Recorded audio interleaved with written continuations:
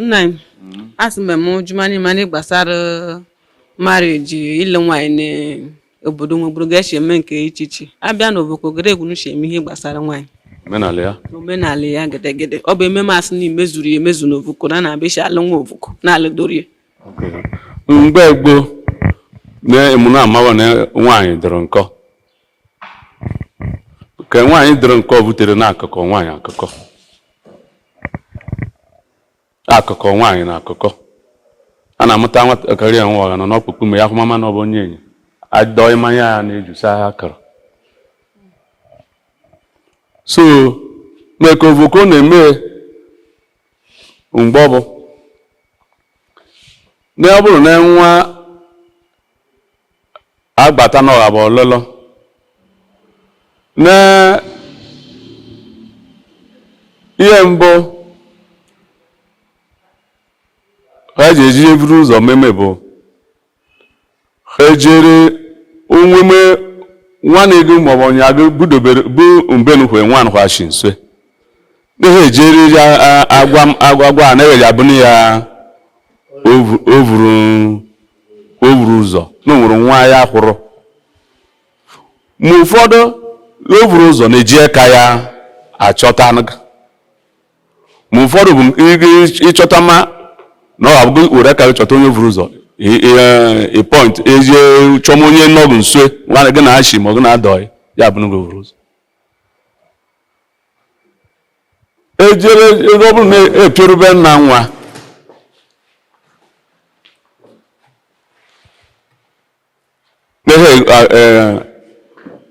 ekpọrọ ọjị gwa ma nna nwa na-ene nwa na enwere onye ihe kwuru na ebe gị ma adịghị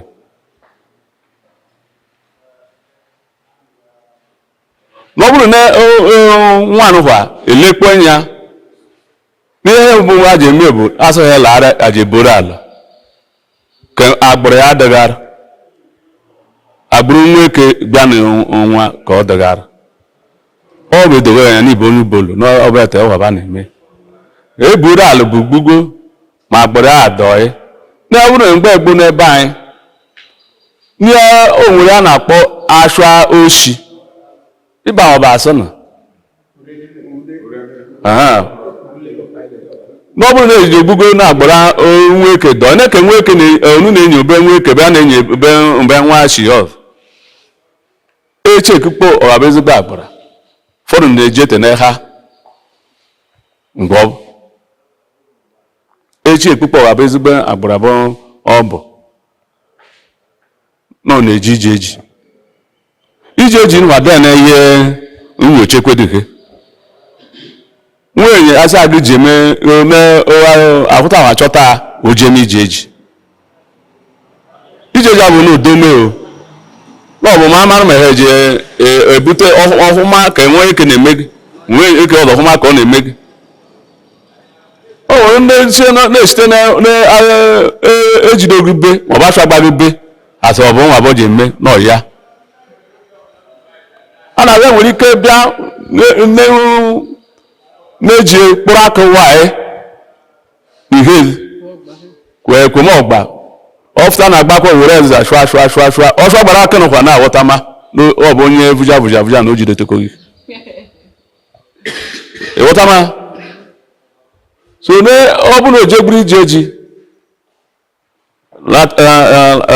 lata mgbe enwe na-evute mmanya ike ka n'ụzọ aṅụcha mmanya ike ka n'ụzọ na ọghaba asha oshi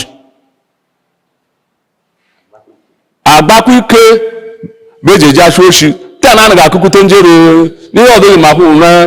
amaghị ma yoyo na-enweta nwa agha na-agbaji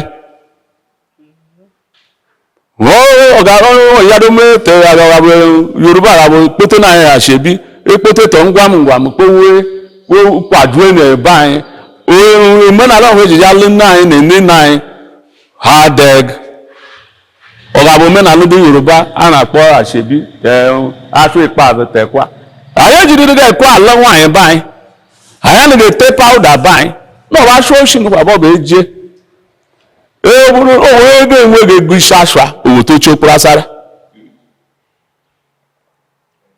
oche okpurasara ọnụ ndị na-ekenye ndị nda nkenye na-aga enweme nwanụ ọ ga ma nwunye mmadụ ma onu na-emegbe oche okpurasara memego n'isi ụtụtụ nwa na chọjọ mmanya na ya ji ije mme ya chụ osi na ederide ụtụtụ nwa na-emekpo mee azụ na ọbụ izu ebe gị dịchite ịghọtago so edichite mgbe edichite n'ihi agbani ya ekwa ka ọ manya ego ọ chọta na ezinụlọ ezinụlọ ọchakọ n'ojeje tebe nna ji tebe ndị adaji achụ ezi tebe ndị ọga achụ adịghị ezigbo ndị woje ego ezi gengezi ana ọlakọ nọ na-eji ezigbo ego ala mgbe so ọla ije eji na-evuko mmanya dịchikoni ya azụ ma ya gba ekwa ma ya ego n'ukọrọ eshi ọtama mgbe egbolo ọ bụ nche obubu ba na-ebu ọ na-ekechi ụmụ ege ọjọ ama nchekwok ịma ya na-akpọ nchekwok ama ma ọbịa na-emegutoli ihu ọ bịara bi na wụ ya bụrụ nke nchekwok na nke nchekwok bụ nke na-ekpe ikpokwu nke na-ekpe ekele mgbe egbolo ọ bụ nche ebrebu ma ọjọ aga bụ nchekwok agụ m tevu na katọn ọ dọrọ n'oge ọhọ bụ mgbe gboo ejebete ịhwa n'owere mmanya ndị anyị na-akpọ mmanya okputukputu ịgba nkwụ bụ ọtọn zọrọ ọchụ bọtụ ndị anyị na-akpọ abụ mmanya okputukputu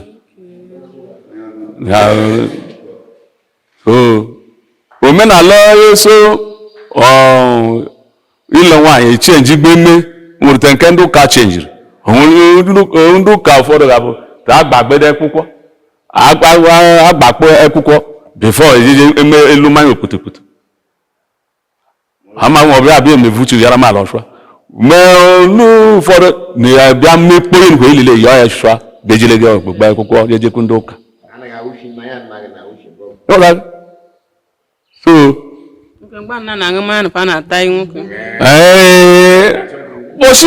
ụbọchị nkwe evujere mmanya ejere oke oshi bụ isi ọkpara da tata mmanya ọtata ma ụsọ agaghịsile ka onye ọ bụ jekogo ya laga ọ gịsị a na ọbịa bụ nke dịdị họrọ họchụa a ga-achọkwụle ha anya managhị na ọkụ eweda dị na emegbe wee so a na-atata mmanya mgbe nuwe ọya agachi akagba mekọ gwara abịa n'ile nwaanyị nụfọ bụ ọjị nụfụ bụ ya bụ na-ejikọ ji na nwunye nụfụ ka ọ bụ mmanya nụfọ na-atata mmanya fụ na-ejikọ ha ọjị ga-adị ya n'onwe gị ọjị na mmanya bụ ya bụ ihe na-ejikọ ivutekpọ mmanya aṅụkpọ mmanya ma imerịgịta oche okwu asara na ịlọdọgị oche okporo asara ga-abụ ọlụlụ nna na ọlụlụ nne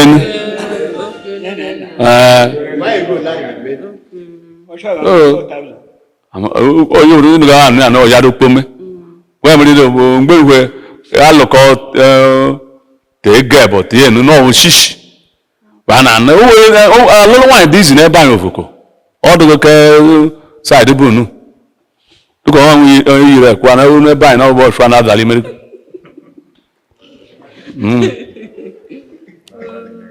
so mmanya okputukputu n'ụwa bụ mmanya a na-elu ụfọdụ ụbọchị ọbụla na-agba n'ụmụ na nrụrụ elu mmanya a na-ebịa n'uru ume mmanya beme nnukwu na ibe beme ndị beghe na-eje be na itarịba beme beghe nna ya ọdụ beme ka esigetere na eshi nwa nkwa ha eju pịtị ya bụ evutezue mmanya bụ mmanya aṅụgbugo n'ụbọchị nkwa ba na-edi obu Osho wa na akwanye ya ukoro ya jiji di obu. Ụfọdụ na ọsụ anọ ama mkpofu n'ụlọ ụka. Ta bụ ụbọchị mgbagba mekwa bana. N'ebe anyị bụ ụbọchị mmanụ okputukputu ba na-edo obu. Ịghọta? Mana ọ bụ na ụmụ ga buru me ọ dabere na azụ ndị lọrọ nwasa ha lagọzụ nye na-ewu ya bịa ewu isi asụ abụ ego nufe edoro bọsụ nufe bụ nke ndị bene na nke ndị na na abịa ndị nke bụ isi ego mgbe egboridu na-echek ihe mehuru ma nwọchụ na oyibo abịa mana anamaghị echek na ọ bụ isi ego a na-abịa na-ewu ma ọ bụghị ọgụ kelime iwu ndị ga-anọ bụ ekpemede ikpe n'ebe ahụtababe ekperomeghe nne nwa kperomeme okwege nna nwa kperomeme okwege eke ahụta na evuru ụzọ bịa ekume nke ha ma okwege eke ndị mgbe nwachi ekume m ihe akpụrụ nke akpụghị na aghọta n'ọdabaga mgbe na-achịchi ego bụ n'ebe ahụta n'ebe ahụta ba na-eji achịchi ego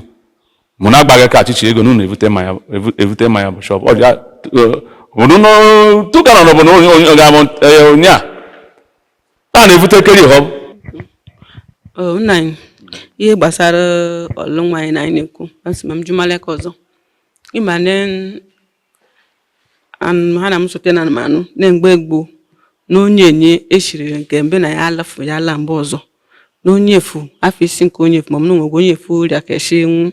na-abịa leta ozu onye na-efibe libe na ebe na eshiri ala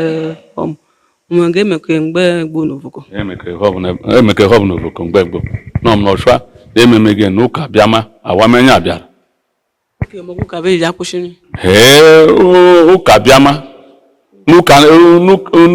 anaghị eme ihe ọbụ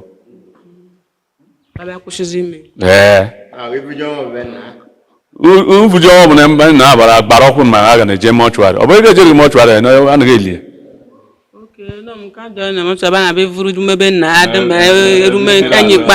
ụka gbara ọkụ bịara ụbọchị ọ bụ onye na-enwu n'evulete ebe na-abịa elie na-ewa dara ekwa n'ebe jie ba na-ada ekwa n'ebe nna ya ịghọtaghị eliri ọhụrụ kwa likpo n'ebe nna na-aga n'ọnwụ ịghọtaghị ụmụada dị akwasoro kwarekwa soro ọkpụ evie te njikom esoro elata ebe na ahụ ememe usoro olili ebe na mechere everything na nọrọ ọnwụ ahịa ndụ nọrọ ọnwụ mgbe kanopị adịleghị mgbe bọtụ na-enwe ọchụa n'ọha mma ihe mere ọ bụ na ya kama ha ebebe ahụmahị ọnwụ unubezie nwaanyị onye enyi nke ada maọbụ nke ọkpara bụ eji echehu ekwa azụ agata mmadụ na ịtarịgba ahụ nọrọ ya ji sore so o rute n'ebe nna na-enukwa ochikwa kwakwara sị na mama ya anwụ so ụzọ ekwa daa so ụzọ ekwa dara na-esi mgbe nukwe kpoliri ọjị ji aka na ụmụna shinu ụmụna jere itari ịbanye na nwata n'ihi tari bụ ajụma kedu mgbe unu kwadobere aja eli ọ bụrụ ọ bụ onye ya na-eji ụka na-elie he ka eso aga ihe mmadụ aja eli ebe ji na ọbịa maghị nke mvulete so na-elichere ebe ji na ụmụada aja anọkwube ịghọtaga ahịa ga na-emenu ihe achụ ahịa ha lachitere azụ lachitere ụmụnne ihe nwoke mgbe ha yara ndo nọta ọnwa ada ịghọtama mgbe egboro na ọ bụ ụmụ na-achị ụmụ nwoke nwa jere na weechi na weechi ekilite n'ogodo jide ụmụ ikeke ibe ekwa jidochere chi ya n'ọkpọkpọ n'ihe ndị nwuji eji eme bụ ọkụkọ ili na olili na ovili eji achị n'ili ma ọ bụrụ na eruru m unu megbere n'ike na okwu n'ụka bịa ịghọtago ọ bụ na mgbe ọdụ ndụ unu na-emegbu ya ma butere na ọ bụ ya butere ọnwụ ya n'okwu n'ụka na-eserere ukwu ya chi idom ekwana maka ọgba na ama na amata emotional maka mgbe gboo ekwa ọ dịtọchụa ọ bụ ekwa eyiko n'ihe mgbe ọ bụrụ enwere abada naanị ga-ewu ikpe abada na ili ekporo ekem mee n'ọbụrụ na a nọrọ ọnwụ na o were ekwa mgbe gboo a na-ede eteta ịba anyị nọ na aghọta ya etuto oji na ọcha so igbo ji mara ekwa ọnwụ na-anọrọ ọnwụ ha nọrọ n'ọzọ ka o kwesịrị ọ ga-abụ ọchụ ọ ga-abụ izu ebo mgbe a na-anọ ọnwụ bụ izu enọ ndị oshikiri nọrọ izu enọ ndị mmehọ n'ọzọ izu asaa mgbe gbota ọchụ na ọga izu ebo ụfọdụ anaghịta nọrọ ha maka ihe isi ike ị na-aghọta so ụbọchị nwa na-akwado a na-ekpuchichi dị ha n'ọzọ ọnwụ ba na-ekpe ekwe etete nkwa eyi onye ga-enwe ego ojie obete je na mgbe telọ nọ obete nke obere nwa onye akwụ isi efutara bụ na-ewaha n'ọzọ mere ọnwụ mkpuchichi ọnwụ gbasa ọnwụ na ọ bụ fụta n'ụzọ ma onye ga-amaghị na nwa na-enwụrụ ka a na-eme nwa na nwoke ba na-emene nwaanyị na nke ekwe ọnwụ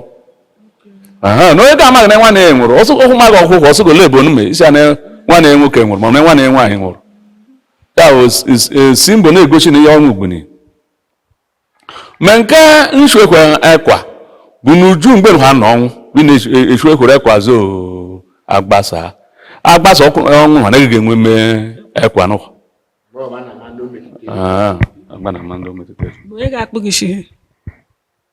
ọ ga-amadụ ka nwa omenelu bịara n'ọbụ machin ọ bụ na ọ bụrụ mee ka omenala anyị bụ na eji akpụchiri isi abịa na nke ilu nwa nwere ndị nna ha ga-alịta ọtụtụ so like abịa n'ebe anyị umezavụrụ na anyị na ụmụji ọha bụ shikirim anyị alịta aza ala na ụmụ mkpoke bụ shikirime ha ụdalịta ụgwọ abụọ dịcha village by village ọ dịcha many places nwekwa mgbe egbo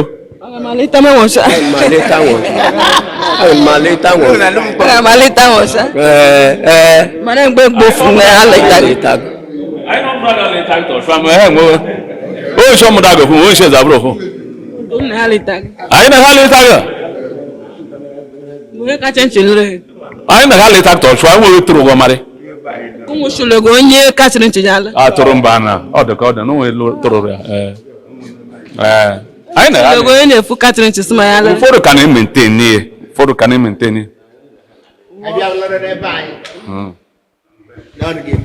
ọ bụ gbadara onye m kasị nchejala na ọ ga-egbo gị ọnwụ o nwere ndị destroyere ma ha ekwuru ike anyị da n'ịmaghị nwa ọganiru ọtaga ọ na-egbedere akwata ya mmekọ na ọjụma adịghị mgbe isi n'ike maghị mbọ m na ọgbara dị ụfọdụ na-eme n'isi ike na civilization abịa na ọsọ gị na ọga ma mgbe ochie